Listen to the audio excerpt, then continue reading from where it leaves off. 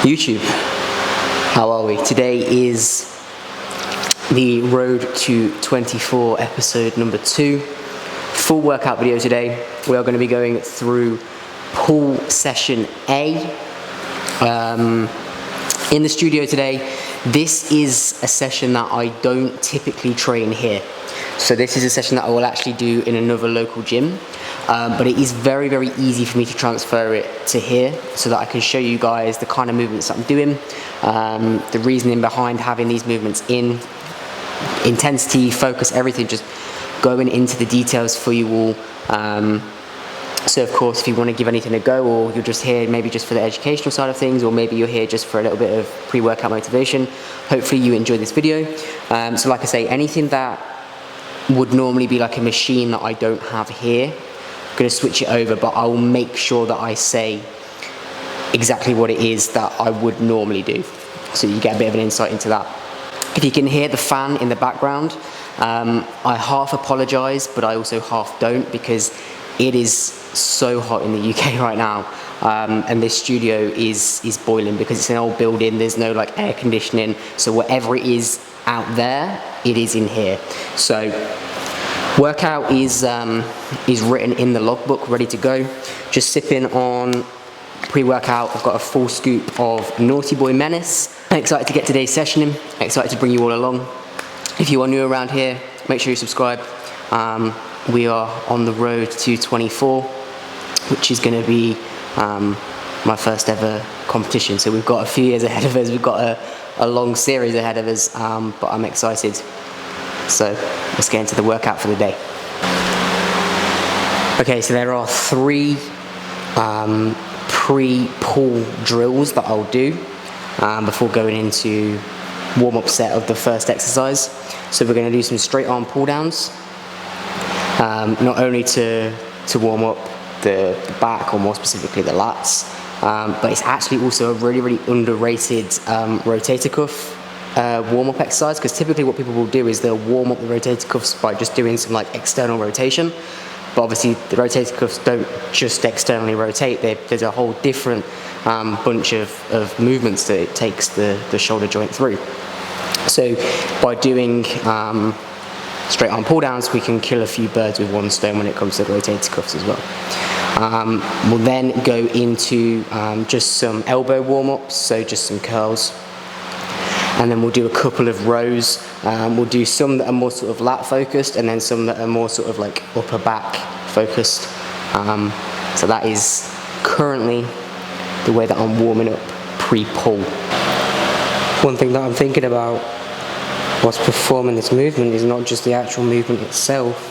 I'm thinking about 2 other things. One, which I'm doing a very bad job of because I'm talking to you guys, but I'm thinking about my breathing, thinking about getting that into a good place. So the different parts to the breathing cycle as we go through the concentric and the eccentric. But I'm also thinking about bracing as well, practicing my brace. So bracing when I'm doing that straight pullover, which is then obviously going to transfer into a few of the other exercises that we're going to do today that require a brace. One of which being the big movement for today, which is the bent over barbell row, which obviously requires an important brace. So practicing that and getting that cycle ready in my mind as well.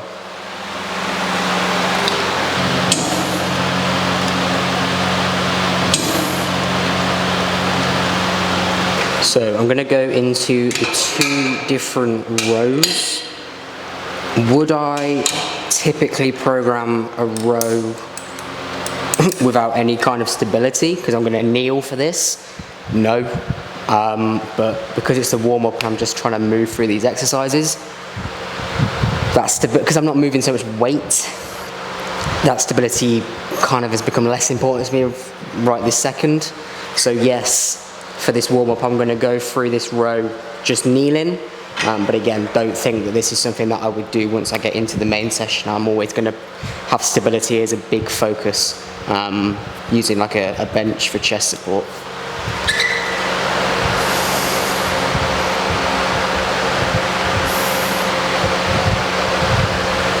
That was lat focus. We're going to go with a little bit of upper back focus now, allowing that shoulder joint to move more this time than I was with the lat-based row. Okay, exercise number 1, set it up behind me. So this is something that I've transferred to the studio. So we're going to do a lat pull down. Nice and simple. Most of us know what a lat pull down is. If I was at the big gym that I would normally train at, this would be done on a Nautilus Nitro pull down.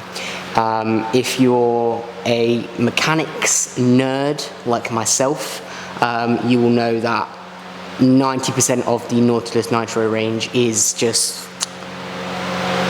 beautiful. Like, it is, yeah, it's amazing. But obviously I don't have that here. If you've never seen one before, just literally Google Nautilus Nitro pull down. It's got a trailing arm on it, which means that it's just got a very long arm on it, which kind of rotate like free motion handles. It is just a great bit of kit. Transferring that over to the cable machine, obviously it's not going to be as great, but we can do it justice. 2 very important things here. So first of all, the setup of this exercise. I've mentioned before, have I mentioned it on here before? Maybe I've not. Maybe I don't know if I've been over it, but essentially my belief around training the lats is all around keeping a shoulder width grip, simply because in order to get optimal length through the lat, so during that eccentric portion of the movement, our shoulder blade is going to protract, so it's going to come up and around the rib cage. If you can literally sit there and do this without any weight. If my arm is out here and I try to get optimal length through my lat, it's really difficult compared to when I've got my arm straight above me.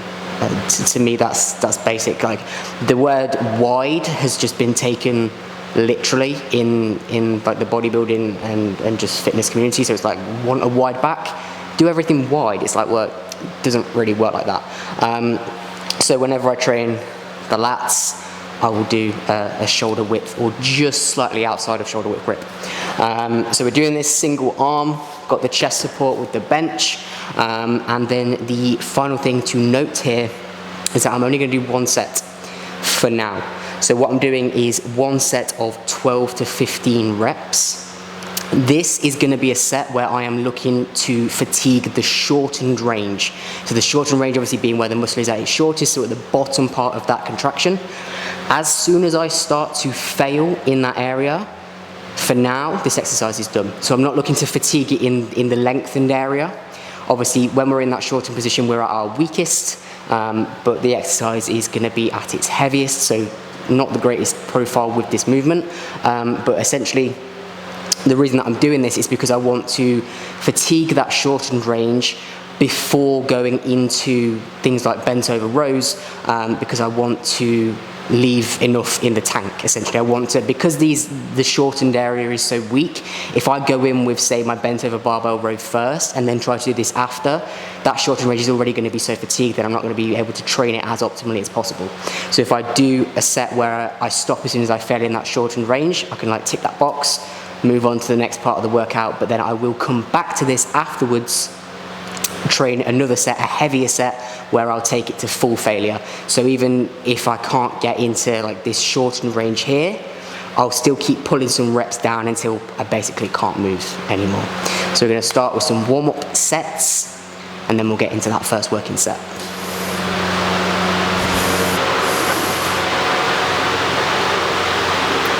The one slightly annoying thing about kind of chopping and changing gyms is that it's not super easy for me to know my logbook numbers, which is obviously something that's really important to me. So I am sort of taking a shot in the dark in regards to weight for this set. But I've warmed up, I feel good on that left side. So what I'm going to do is, I think that this is going to take me somewhere between that 12 to 15. But if I can get more, then I'll get more. Ultimately, what's important here is that I stop once I start failing in that shortened range.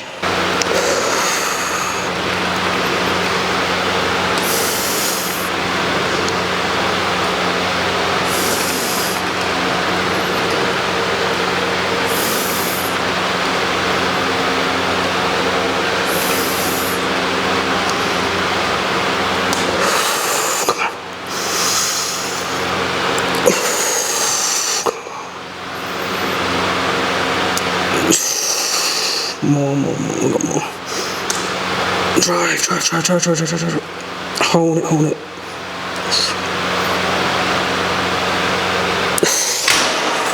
Okay, so actually very spot on there, really. So 13 reps. Stopped as soon as, once I'd kind of done that 12th rep, I knew that 13th rep was going to be a real squeeze into that shortened range. So I knew that if I went for the 14th rep, I could have got it. It wasn't to complete muscular failure, but I wouldn't have got into that fully shortened position. So that's when we stopped. So I've fatigued that left shortened position now, so we're just going to go over it again on the right hand side. A warm-up sets of bent over barbell row. This is probably one of the most bro moves in my plan. So set up for this, obviously starting from a just above the knee position, going into a little bit of a hip hinge, hands placed just outside of the knees, don't obviously want to go too wide. As I'm lifting it up, the main cue and one that I owe to Dr. Jordan Shallow is elbows to the back of the room. Just engage those lats, or engage the lats as optimally as possible, which A is good because that's what we're looking to mainly target with this movement, but also protects the spine. First line of defense when it comes to protecting the spine is the lats. And obviously I want to be in this game for as long as I can. So protecting the spine is key.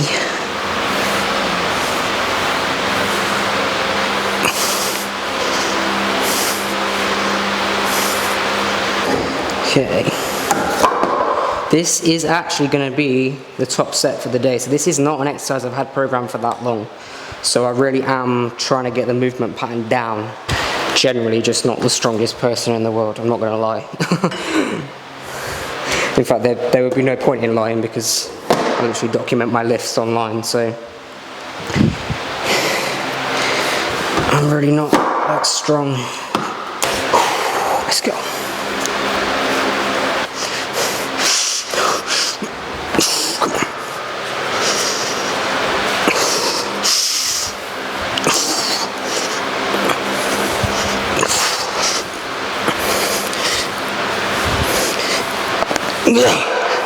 So I've sat here staring at this bar with the fan on my back for like 5 minutes, feeling pissed off because that set was terrible. It felt terrible, probably looked terrible. I haven't even looked. I think that probably just pissed me off even more, to be honest. I think, if I'm honest, I don't think I'm doing enough for recovery around this session, because this session makes it 3 in a row, and when I programmed it I thought I might be at the point now with my training intensity where training for 3 days in a row just isn't possible, and this movement always takes just such a hit. So keeping it real, keeping it raw, I think whether I change it for the rest of the block or whether it's just something that I'd put up with and then once this training block's done with I change it for the next one, I don't know, but I definitely feel like I'm just at the point where I can't do 3 sessions in a row with the intensity that I'm now training at. So short intermission there to cry about my first world problems. So we're going to go into the back off set, but to be honest with you, I think I'm going to go fairly light, just because I need, in order to settle mentally, I need a pristine set. in order to move on, just because that's how my mind works. So there you go, keeping it real. When I fuck up, I'll let you all know.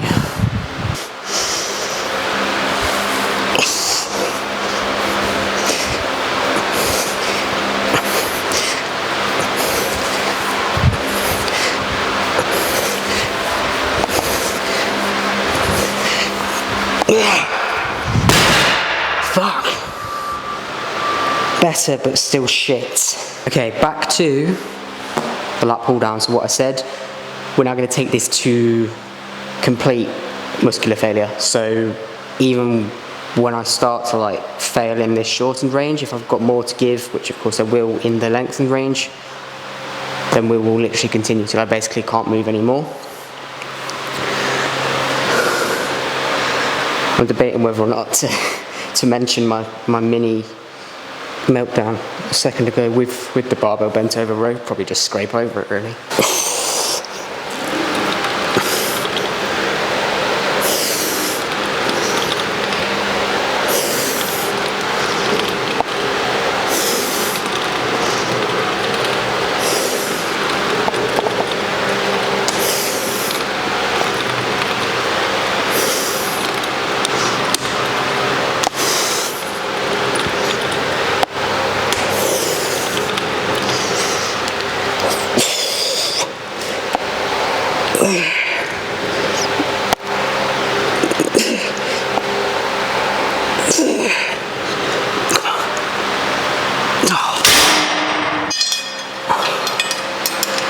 We are going to go in with a straight arm pullover, so using the bar from Assist Your Lift so that I can match it so that it's fit to my proportions, not just everybody, because it's just obviously not a one size fits all approach. This is another exercise that's in place of something else, so I'm very, very lucky with the other gym to have access to another fantastic piece of Nautilus Nitro kit. So I have the seated machine pullover, which is just a phenomenal exercise, incredible. But obviously also don't have that here, so we can go in with the cable straight arm pullover. Again, obviously, you know, nowhere near in comparison to that machine, but we can still replicate that movement. So again, I'm sort of taking a shot in the dark here in regards to weight, but we're going to do 2 sets. So we've got a 1x12 to 15 and a 1x8 to 10. The idea with the 12 to 15, so that first set, is again to really milk that shortened range, but obviously what you've got to bear in mind is that by now my lats are just, you know, very, very fried, so getting into that shortened range is difficult, but that's still going to be, you know, the big focus for this first set.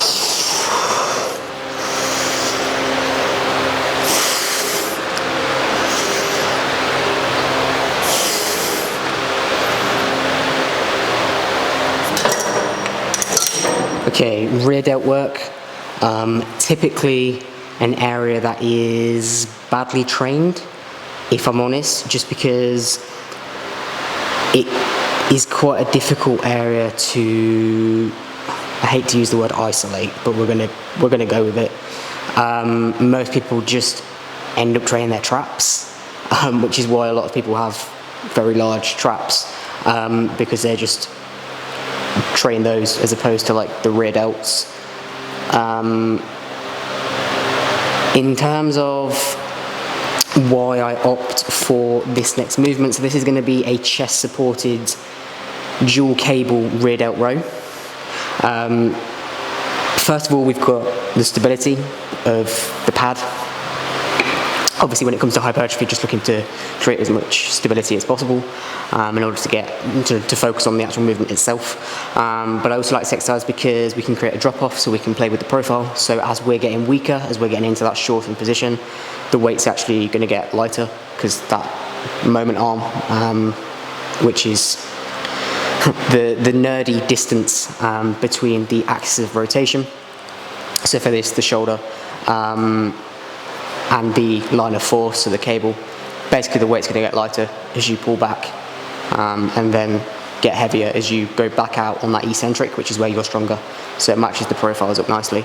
But even still, go too heavy on this or just general bad form, and you are still going to put it straight through your traps and feel it in other areas that you just don't want to be feeling it in. So make sure that you've got it on a weight. I wouldn't go any, in terms of reps, I wouldn't try to be going any lower than 10 on this. I'm going between 12 to 15. Squeezing those shoulder blades together on the way back and then allowing them to protract, relax on the way back through that eccentric.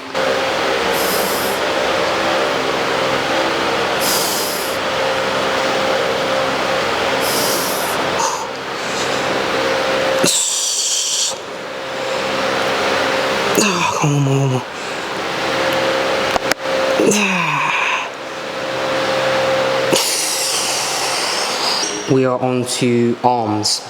So I mentioned this in the first episode. So this training block and this bulk in general, I'm putting a real emphasis on arms, just because they're a really weak part for me. And you know, to be fair, what isn't a weak part as of right now in terms of competitive standards? Yeah, everything is. But arms, I've got my dad's body, which is basically just very skinny limbs. So arms is something that I've increased the volume of, but I've also increased the focus on the connection with the exercise, which I know is a really general term and something that's sort of overused, but it's what I'm doing. So yes, I have increased the amount of arms, but I am also, you know, I'm not just being stupid and doing a shit ton of volume and stupid weights. Like it's exercises that are chosen around what I feel works best for myself, but also allows me to get a really good connection from. So we're going to start with some cable preachers, single arm, so that I'm able to use the D handle. I've mentioned this before, I've had wrist problems in the past, and regardless of whether you've had wrist problems or not, you need to be taking care of your wrists. So when you can, opt in for a D handle so that you can have that free motion of the wrist is absolutely crucial. You do not want your wrist to be locked into a position which it doesn't want to be in. It wants to be able to rotate, so allow it to.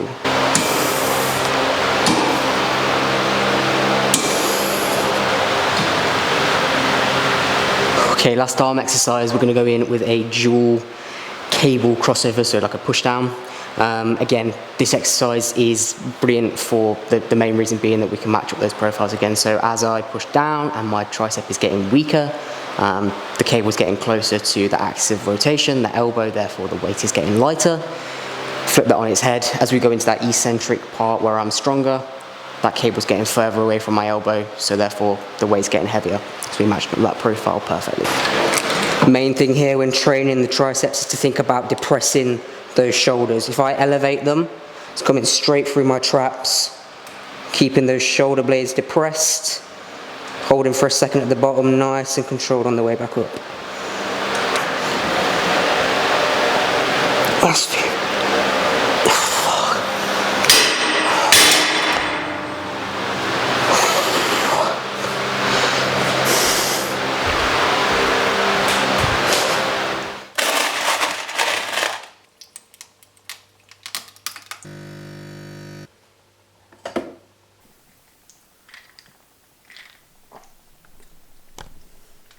We are back. It is the next day. I've just edited those clips. I think this video is going to be about 25 minutes long. So if you made it this far, thank you very much. If you aren't subscribed already, please do so. Like I say, this is the road to 24. We're only on episode 2 and this is going to be a very long series. So hopefully you guys enjoyed this video, and if you want to see more like this, then like I say, subscribe. We've got plenty more coming along. If you enjoyed this one in particular, give it a like. As always, I will see you all in the next one.